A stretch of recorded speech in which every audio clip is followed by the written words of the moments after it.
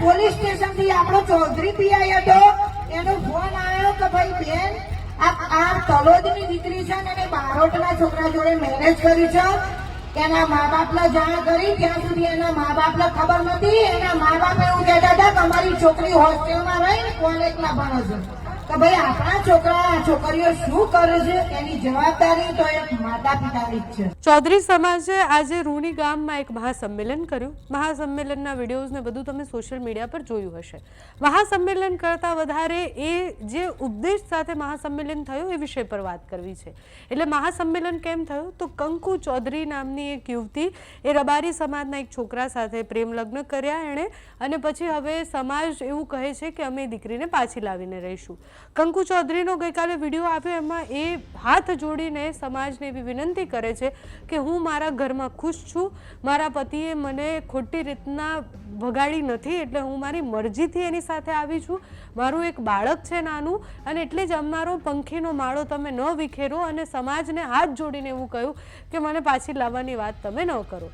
હવે એ થયું, એના પછી બધાને એવું લાગ્યું કે સંમેલન થશે કે કેમ, પણ છતાં સંમેલન આજે થયું અને આજે વાત પાછી એ જ કરવામાં આવી કે આપણે તો આપણી દીકરીને પાછી લાવીને રહેશું. હવે આ લડાઈ બનાસકાંઠામાં બે સમાજ વચ્ચેની થઈ ગઈ હોય એવી પરિસ્થિતિ છે, કારણ કે જેટલા પણ આગેવાનોએ ભાષણ આપ્યા એમાં ઠાકરસીથી લઈને એમણે જે આપેલા નિવેદન છે એ બધા જ નિવેદનના જવાબો આપ્યા. કોઈએ એવું કહ્યું કે જેવું કહેતા હતા દીકરી લાવવી પણ નથી ને આપવી પણ નથી, અમને અમારી દીકરી પાછી આપે. 5 દિવસનું અલ્ટિમેટમ આપ્યું છે ચૌધરી સમાજે રબારી સમાજને કે 5 દિવસની અંદર અમને અમારી દીકરી અમારી સામે હાજર કરી દો. અનેક વિડીયોઝ વાયરલ થયા, જેમાં મહિલા જે છે ચૌધરી સમાજના એક એવું સમજાવી રહી છે કે દીકરી લગ્ન કરે અને જો પોલીસ ચૌધરી હોય અને પોલીસ પાસે જાય છે તો એને મા બાપને જાણ કરવી જોઈએ. એટલે મા બાપને જાણ કરવી એ નૈતિકતા છે, એ મોરલ છે, પણ મોરલ અને કાયદો બે અલગ વસ્તુ છે. એટલે દીકરી પોતાના મા બાપનું દિલ ન દુભાવે એ એની નૈતિક ફરજ છે. એના મા બાપને કહીને લગ્ન કરે એ એની નૈતિક ફરજ છે, પણ લીગલી તો એને એ અધિકાર મળ્યો જ છે કે એ પોતાની મરજીથી લગ્ન કરી શકે. એટલે એ આપણે મોરલ કોઈને નહીં શીખવાડી શકીએ, પણ લીગલી આપણી સામે અત્યારે બંધારણ છે અને એ બંધારણને અનુસરીને આપણે બધાએ ચાલવું જોઈએ. એ દીકરી કેવી રીતના મા બાપને કહેશે, મા બાપ નથી માનતા તો શું કરશે, એ મા બાપ અને દીકરીનો સવાલ છે. જ્યારે એમાં સમાજ આવી જાય છે ત્યારે આ પ્રકારના સંમેલનો થતા હોય છે. રબારી સમાજે એવું કહ્યું તો છે કે અમે પૂરી મદદ કરીશું, પણ આમાં શું મદદ કરશે?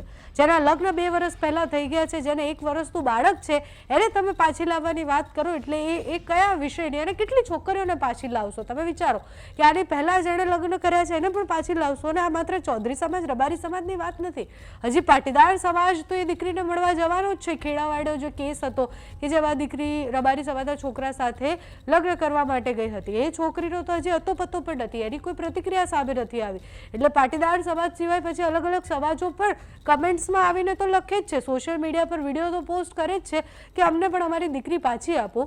દીકરીને જ્યાં સુધી નાક અને પ્રોપર્ટી સમજી છે ત્યાં સુધી આ બધા જ સવાલો છે. દીકરો જ્યારે બીજા સમાજની દીકરી લઈને આવે છે કે પછી દીકરો એ બીજા રાજ્યની દીકરીઓ લઈને આવે છે તો પણ કોઈને જાજો વાંધો હોતો નથી, કારણ કે અંતે વાત એ જ આવે છે કે સારી છોકરી આપણા સમાજની બીજા સમાજના છોકરા સાથે કેવી રીતના પડે. મૂળ વાત તો એ આવતી હોય છે મોટા ભાગે. અત્યારે આખો કેસ કિંજલ રબારીના કેસ પછી ખૂબ અલગ દિશા તરફ વળી ગયો છે. અત્યારે તો ચૌધરી સમાજનું એ સંમેલન પૂરું થઈ ગયું છે. સમાજના સંમેલનમાં શું થયું ત્યાંથી જે વિડીયો સામે આવ્યા છે, લોકો શું કહી રહ્યા છે તે સાંભળો. હું બાયડની છું. બાયડની બાજુમાં એક વાત્રક ગામ છે, ત્યાં નર્સિંગ કોલેજ છે. ત્યાં અમારા તલોદની એક દીકરી, એના ભાઈએ વાત કરી કે ભાઈ મા બાપને ખબર નથી હોતી, તો હું તમને આનો એક દાખલો આપું છું કે બાયડ પોલીસ સ્ટેશન થી આપણો ચૌધરી પીઆઈ હતો, એનો ફોન આવ્યો કે ભાઈ બેન આ તલોદની દીકરી છે અને બારોટના છોકરા જોડે મેરેજ કરી છે. એના મા બાપને જાણ કરી, ત્યાં સુધી એના મા બાપને ખબર નથી. એના મા બાપ એવું કહેતા હતા કે અમારી છોકરી હોસ્ટેલમાં રહીને કોલેજમાં ભણે છે. તો આ પણ આપણે એક વિચારવા જેવી બાબત છે કે ભાઈ આપણા છોકરા છોકરીઓ શું કરે છે એની જવાબદારી તો એક માતા પિતાની જ છે. તો આ રીતે બીજા ઘણા વક્તાઓ છે. તો આપણા સમાજનું કામ કરીએ, સમાજનું એક સંગઠન બનેલું છે, તો આપણા સમાજના સંગઠનને સપોર્ટ કરી અને સમાજના સંગઠનમાં જોડાઈએ અને સમાજ માટે કામ કરીએ. અમારા જેવી બહેનો, શીતલબેન જેવી બહેનો જો સમાજનું 24 કલાક અર્પણ કરતો હોઈએ તો તમારા જેવા ભાઈઓ જો આમાં સપોર્ટ કરશે તો દરેક સમાજને આપણી આગળ નમવું પડશે અને દરેક સમાજ આપણા જોડે રહેશે અને આપણા સમાજને ન્યાય મળે, કોઈનું મન દુઃખ ના થાય એ રીતે આપણા સમાજનું કામ કરવાનું છે અને એમાં અમે બધા સાથે છીએ. અને ભાઈઓ આજે બધા આપણે એક એવું સંગઠન બનાવો કે આપણા સમાજની વાત આપણે મૂકી. સમાજની એક દીકરી થઈ ગઈ છે એને ન્યાય આપવા માટે ગુજરાતના આદિના સમાજના દરેક યુવાનો અને વડીલો આવ્યા હતા. બધાએ મળી પોતપોતાના અભિપ્રાયો આપ્યા, વિચારો વ્યક્ત કર્યા અને છેલ્લે બધા એ નિર્ણય પર પહોંચ્યા છીએ કે આગામી 5 દિવસમાં સામાજિક વાટાઘાટો કરી એમના અગ્રણીઓ શ્રેષ્ઠીઓ જોડે ચર્ચા કરી અને દીકરીને પરત લાવવા માટે 64 ગુણ આંધ્રા કેળવણી મંડળ વચ્ચે જવાબદારી લીધી છે. 64 ગુણ આંધ્રા કેળવણી મંડળ 5 દિવસની અંદર દીકરી પરત લાવશે.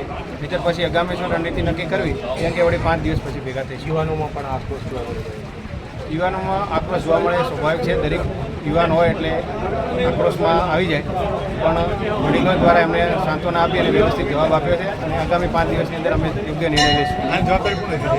હાલ ગંગારામભાઈ પટેલ અમારા સમાજના પ્રમુખ છે.